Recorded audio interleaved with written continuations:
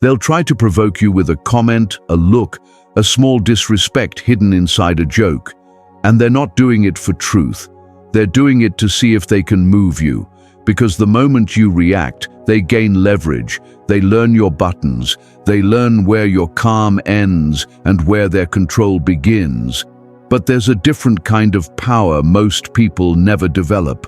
A mind so steady that nothing outside of you gets to decide what happens inside of you. Not their tone, not their pressure, not their opinion. That kind of calm is intimidating, not because you're cold, but because you're unshakable. You don't argue to prove worth. You don't explain to earn approval. You don't chase respect. In this video, I'll break down 7 Stoic principles to build that calm on command, in conflict, in silence, in criticism, and in moments where you'd normally snap. Stay to the end for a 7-day training you can start today. 1. Calm is power because it removes their leverage. There's a reason calm feels intimidating. It's not the calm of someone who doesn't care. It's the calm of someone who can't be controlled. Most people think power looks loud. Sharp words, dominant posture, winning the argument, getting the last line. But that's not power. That's nervous energy trying to protect an ego. Real power is quieter. It's the ability to stay steady while someone else is trying to pull you into their storm. Because when a person wants to provoke you, they're not chasing truth, they're chasing a reaction. A reaction gives them information. It tells them what you're sensitive about. It shows them how fast your emotions rise. It shows them what they can use to steer you. That's leverage. Think about a coworker who speaks to you with subtle disrespect in front of others. They don't want a conversation. They want you to snap so they can label you emotional, unstable, or unprofessional. Or think about a family member who says something cutting at dinner, then smiles like it was nothing. They're waiting for you to defend yourself, explain yourself, or explode, because then they get to control the story. Here's the Stoic truth. The moment you react, you hand them the steering wheel. Marcus Aurelius wrote about how people will do what they do, but your job is to keep your mind aligned with what's right. Epictetus was even more direct. You don't control what happens. You control what you do with it. Stoicism isn't passive. It's disciplined. It's choosing your response like a strategist, not like a wounded animal. So what does calm power look like in real life? It looks like you don't rush to defend yourself when someone misunderstands you. It looks like you don't raise your voice to be taken seriously. It looks like you can sit in silence when someone expects you to perform. That silence confuses people who live off emotional reactions. They've spent their life learning one method: push, poke, pressure, and watch others fold. When you don't fold, they don't know what to do. They lose their grip. I saw this with a friend who used to be the nice one in every group, always explaining, always smoothing conflict, always trying to be liked. One day, a guy in the group started taking shots at him, small humiliations disguised as jokes. He would laugh along, then go home angry. After he started training himself, he did something different. The next time it happened, he paused, looked at him, and said calmly, "Don't speak to me like that." No anger, no speech, no debate. The room went quiet, not because he became aggressive, but because everyone felt the shift. He wasn't asking for respect, he was requiring it through calm certainty. That's what calm does. It removes leverage. It tells the world, you don't get access to my emotions for free. And once people realize they can't move you, they either treat you better or they leave. Either way, you win. 2. The pause, your first weapon. If calm is power, then the pause is how you activate it. Not a long dramatic silence, not a passive freeze, a controlled gap, a small space between stimulus and response where you take your mind back. Most people don't lose control because they're weak. They lose control because they respond too fast. A tone triggers them, a message irritates them, a disrespectful look hits their pride, and before their wisdom even arrives, their mouth has already spoken, their thumbs have already typed, their face has already reacted. That speed is what manipulators rely on, because if they can make you answer immediately, they can make you answer emotionally. And when your emotions speak first, your standards go quiet. You start explaining, defending, proving. You stop choosing your actions. You start reacting to theirs. Stoicism trains the opposite: delay. Epictetus said that when something happens, the first thing you receive isn't the truth. It's an impression. And impressions can be wrong.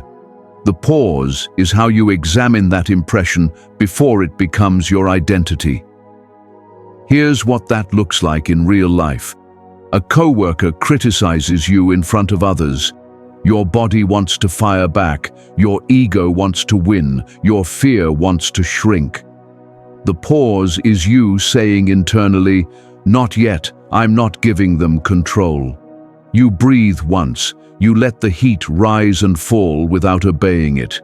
You keep your face neutral. You give yourself 2 or 3 seconds to decide what response protects your dignity and your future. That pause is the weapon, because the person provoking you expects speed. They expect you to jump.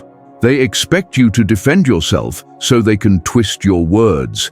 They expect you to show emotion so they can dismiss you.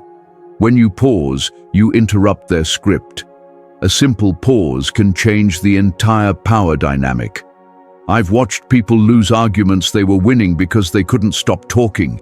They kept adding explanations, piling on details, trying to be understood, and the other person just waited for a mistake. The pause prevents that. It forces you to speak from clarity, not from adrenaline. Use these pause lines when you feel triggered. "Let me think about that." "I hear you." "That's noted." "I'm not responding to that right now." "We can talk when this is respectful." These lines do 2 things.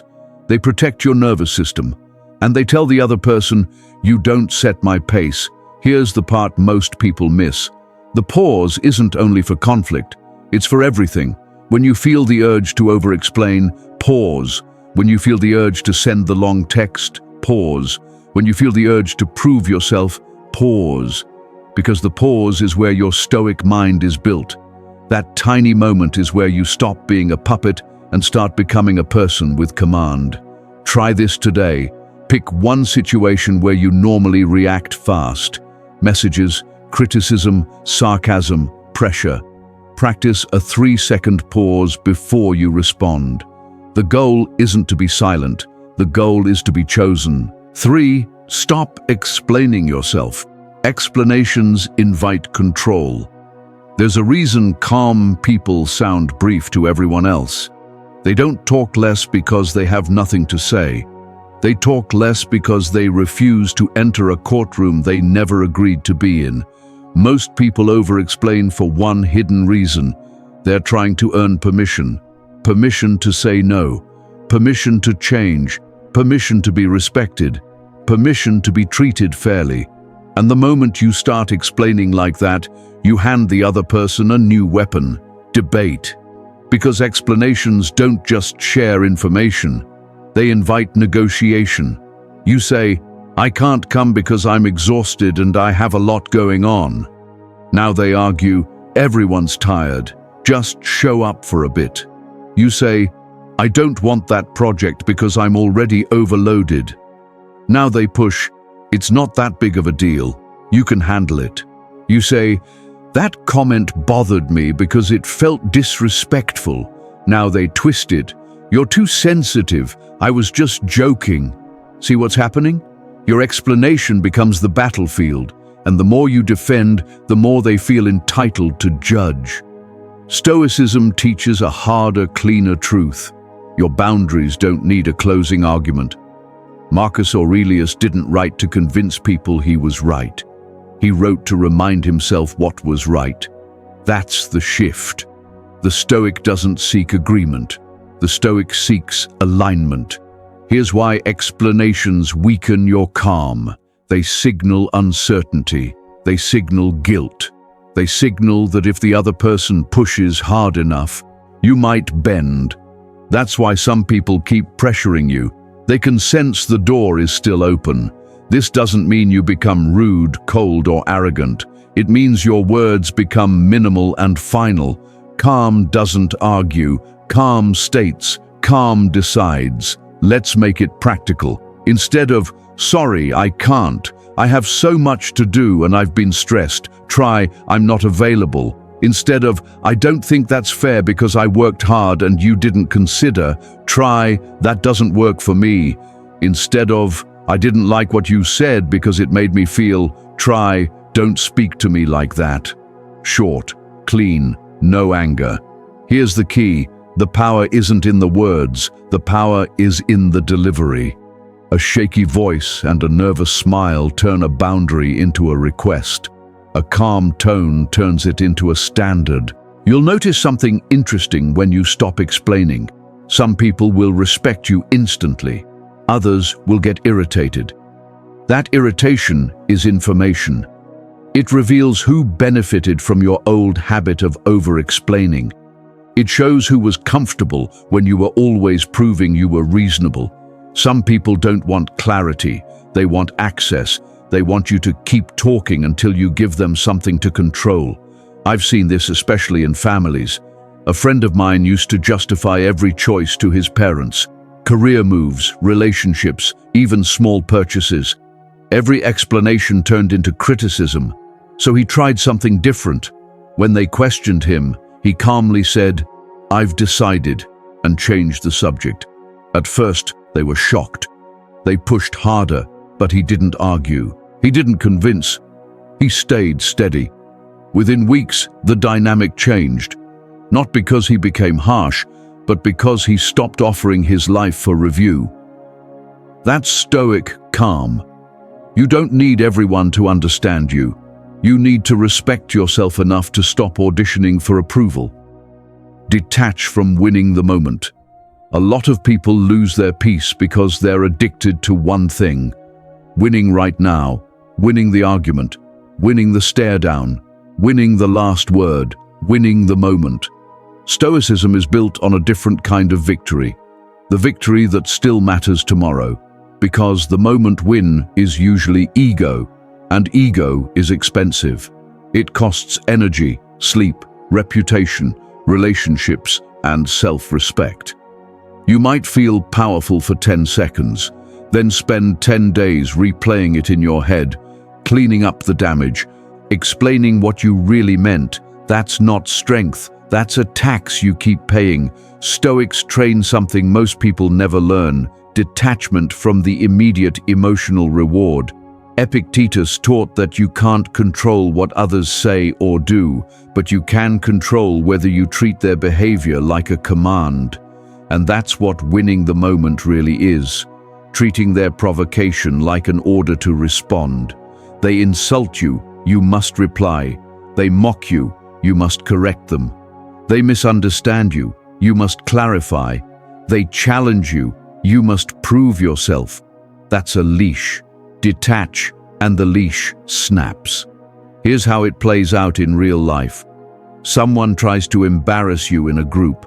They say something sharp, then look around for laughs. Your nervous system wants to retaliate. You feel the heat in your chest, that urge to defend your status. Stoic calm asks one question first. What's the long-term win? If you fire back, you might get a laugh, but you might also look reactive. You might escalate conflict. You might give that person exactly what they wanted, a public fight where they can paint you as unstable. But if you detach, you choose a response that protects your future self. Sometimes the strongest move isn't a line, it's communicating with your body language. A slow glance, a neutral face, then continuing the conversation like the provocation didn't earn a seat at the table. That's not weakness. That's dominance of self. People who are used to controlling social energy hate this because it changes the scoreboard. They want the game to be who can talk the loudest. You change it to who can stay steady. Detachment also saves you from a different trap, needing to be understood. Many arguments don't continue because the issue is big. They continue because someone needs the other person to finally say, "You're right." And if that doesn't happen, the fight keeps going. Stoicism cuts this off at the root. You don't need agreement to be grounded. You don't need applause to be certain. You don't need validation to be correct. Marcus Aurelius wrote that people will always interpret you through their own lens. That's not your responsibility. Your responsibility is your character. So instead of chasing the moment win, you chase these stoic wins, keeping your dignity intact, keeping your energy for what matters, keeping your reputation clean, keeping your mind clear. Here are 3 detached moves you can use instantly. Exit without drama. I'm done with this conversation. Then leave. Refuse the bait. I'm not arguing about that. Shrink the moment. Okay, then move on. A weak person thinks walking away means losing. A strong person knows walking away means choosing. I watched someone I respect do this in a meeting. A colleague tried to corner him with a loaded question, hoping to force a defensive explanation. He paused, smiled slightly and said, "That's not a productive direction," then returned to the agenda. No tension, no apology, no battle. The leverage disappeared. That's what detachment does. It makes your calm intimidating because it shows you're not fighting for ego. You're fighting for principle, and principle doesn't shout. It stands. 5. Control the inner narrative. Here's the uncomfortable truth. People don't control you with what they do. They control you with the story you tell yourself about what they did. A comment is just sound. A look is just a look. A delayed reply is just time. But your mind turns it into a script. They don't respect me. They're trying to embarrass me. I'm being rejected. I have to fix this right now. The moment you believe that script, your body reacts like it's a life or death threat. Your heart speeds up. Your tone sharpens. You start planning revenge, defense, or escape. You're no longer calm because your mind isn't present. It's trapped in interpretation. This is exactly what Stoics mean when they say it's not events that disturb us, but our judgments about events. That doesn't mean other people are harmless. It means their power over you is limited until you turn their behavior into a meaning about your worth.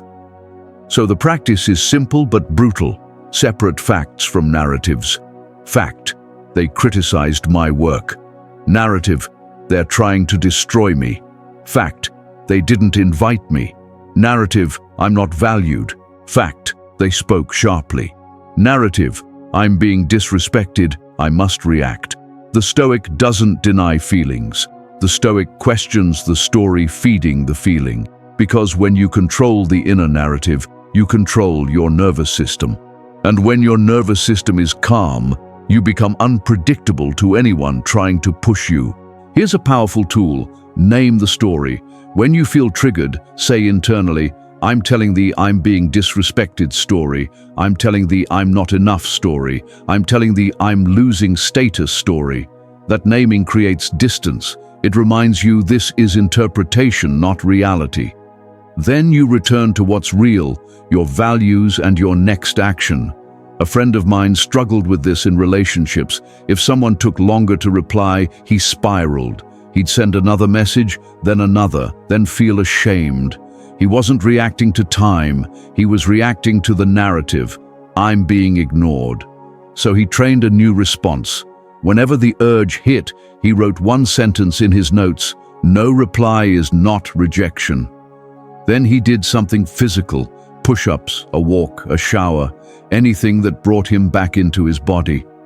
Within a month, his calm changed the entire dynamic. He stopped chasing. He stopped guessing. He stopped asking for reassurance in disguised ways. People around him felt it. They either stepped up or they faded. But he didn't lose himself trying to read minds. That's the point.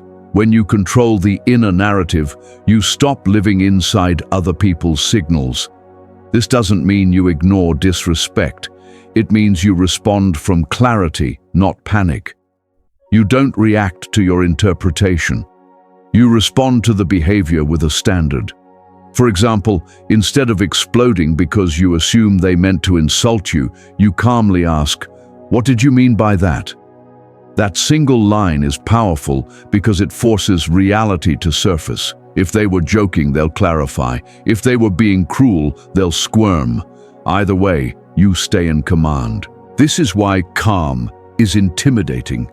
Your mind becomes a fortress, not because nothing affects you, but because nothing controls you from the inside. 6. Quiet standards. The calm that sets boundaries. The calm that intimidates people isn't the calm of someone who avoids conflict. It's the calm of someone who has standards and doesn't negotiate them. A lot of people think boundaries have to be loud to be real. They imagine speeches, strong tones, dramatic confrontations. Stoic calm works differently. It doesn't beg, it doesn't warn, it doesn't perform. It decides, then stays consistent. That's why it feels intimidating. Most people are used to testing others. They push a little, they ask for just this once. They use guilt, urgency, or charm. And if you fold, they learn your price. They learn you don't have standards, you have moods. Good days and weak days, boundaries that disappear when pressure rises. Stoicism trains you to become someone whose boundaries don't depend on emotion. Your no doesn't come from anger. Your no comes from identity. I don't do that. I'm not available for that. That's not how I operate. These aren't lines of aggression, they're lines of structure. And structure is what makes people adjust around you. Think about how this shows up in everyday life. A friend asks for a favor that always drains you. Before you'd say yes, then resent them, then act distant. That's not kindness, that's fear of discomfort. The Stoic approach is cleaner. I can't. No explanation, no apology spiral, no emotional mess afterward. Or imagine a coworker who keeps dumping last-minute work on you. If you respond with frustration, they frame you as the problem. Why are you so difficult? But if you respond calmly with a standard, the story changes. I'm not taking new tasks after 4 p.m. If it's urgent, it needs to be planned earlier. Calm tone, direct words. Then you return to your work. No debate. That's the difference. Calm boundaries don't create drama. They create reality. And here's the Stoic principle underneath it. You are responsible for your character, not for their comfort. Your job is to act with fairness and self-respect. Their job is to handle their feelings about it. This is where many people collapse. They set a boundary. The other person reacts. Disappointed, irritated, cold, and suddenly they feel guilty and try to fix it. They over-explain, they soften it, they backtrack. But a boundary that needs constant reassurance isn't a boundary. It's a request. 7. Build an unbothered reputation. Calm becomes truly intimidating when it stops being something you try to do and starts becoming what people expect from you. That's an unbothered reputation. Not numb, not careless, stable under pressure. Human beings are pattern readers. They test, watch, and adjust. If you react fast, people learn they can steer you. If you get pulled into drama, people learn drama is the quickest way to access you. But if you repeatedly send one message, I don't move unless it's worth moving, people start treating you differently without you demanding it.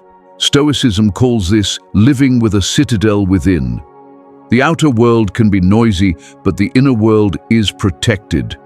Over time, that protection becomes visible.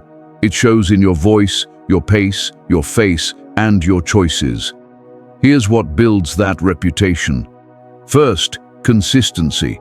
Calm once is impressive. Calm repeatedly becomes identity. People stop expecting you to snap, which means they stop pushing for that reaction. Second, low words, high standards. When you talk a lot, people pull you into debate. When you talk less, your actions speak. You don't announce boundaries every week. You enforce them. Third, no emotional broadcasting. Many people leak frustration early. Eye rolls, sarcasm, passive aggression, long texts. That leakage invites pressure. Calm people keep emotions private until they choose what to do with them. To make this real, here are 5 common situations and the unbothered response that builds reputation fast. Situation 1. Someone tries to provoke you in public. You don't defend yourself with a speech. You don't match their energy. You slow down. You look at them like you're deciding if this is worth your time. If needed, one line, "That's unnecessary," then you move on. Situation 2. Someone uses guilt to pull you back in. Instead of arguing, you state the standard. "I understand how you feel." Then the boundary. "My answer is still no."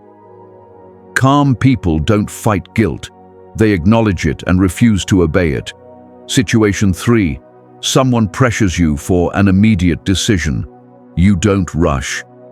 "I'll get back to you." No apology. No timeline you can't keep. Just control of your pace. Situation 4. Someone questions your choices like they're entitled to explanations. You don't justify. "I've decided." Then change the topic. The more you practice this, the less people interrogate you. Situation 5. Someone goes silent to punish you. You don't chase. You don't double text. You don't beg for clarity. You stay grounded. And if needed, you address it once, calmly.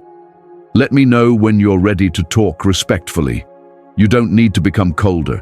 You don't need to become louder. You don't need to prove strength. Real Stoic strength is simpler. You stop giving people access to your nervous system. When you pause before speaking, you remove their leverage. When you stop explaining, you stop negotiating your dignity.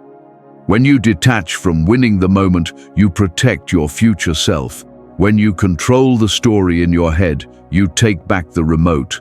And when your standards stay quiet but firm, your calm becomes a reputation. Now try this for 7 days. 1 trigger per day. 1 pause. 1 clean sentence. No speeches, no drama, just consistency. If you want to commit, comment "calm" below and write the 1 situation you'll practice first. And if you know someone who keeps getting pulled into reactions, share this video with them. I'll see you in the next video.